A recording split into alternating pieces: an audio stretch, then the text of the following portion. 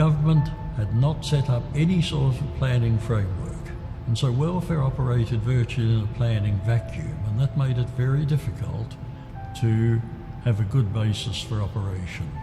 Because the welfare field was so busy dealing with immediate needs, under-resourced, overstretched, it did not develop the capacity to look ahead and foresee the major social changes as they came along. For instance, the welfare field really failed to recognise that the Vietnam War was going to lead to an immense amount of social change in this country.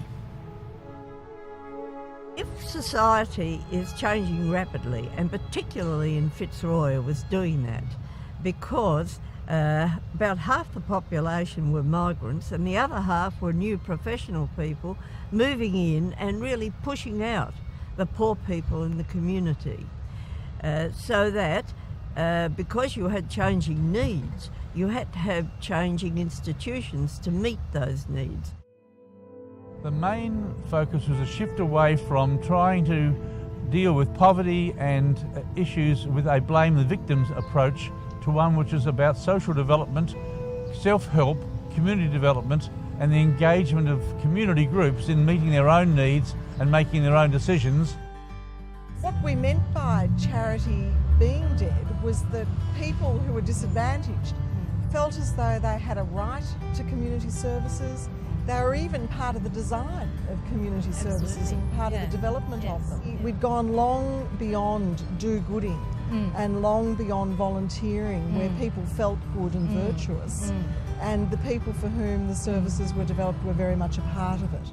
I think there were two very significant achievements in the early 80s. One of those was to be a much stronger advocacy voice for the sector and at the same time maintain a united sector.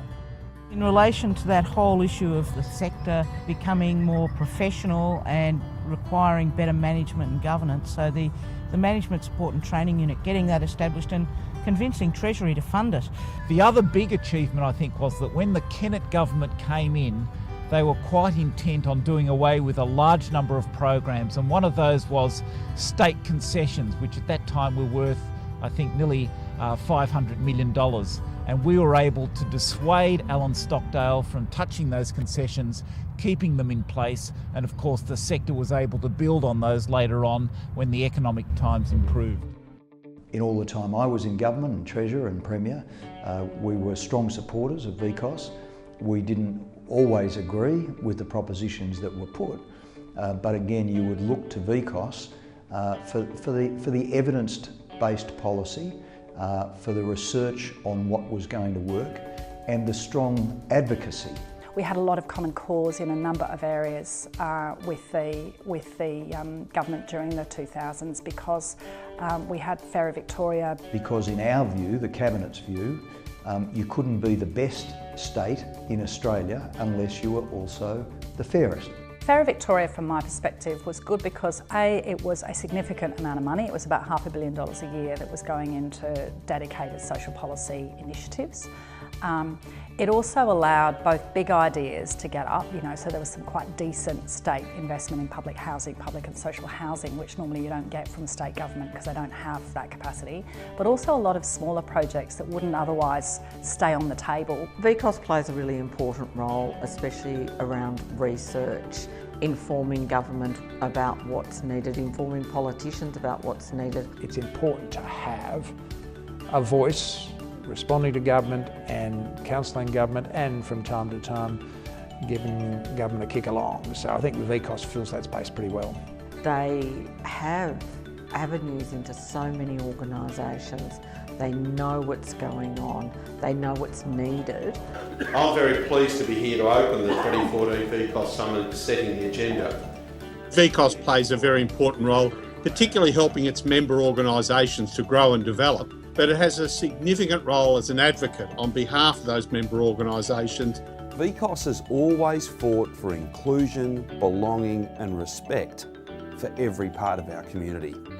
By driving policy development and advocating for social change, VCOSS really has helped shape our modern state.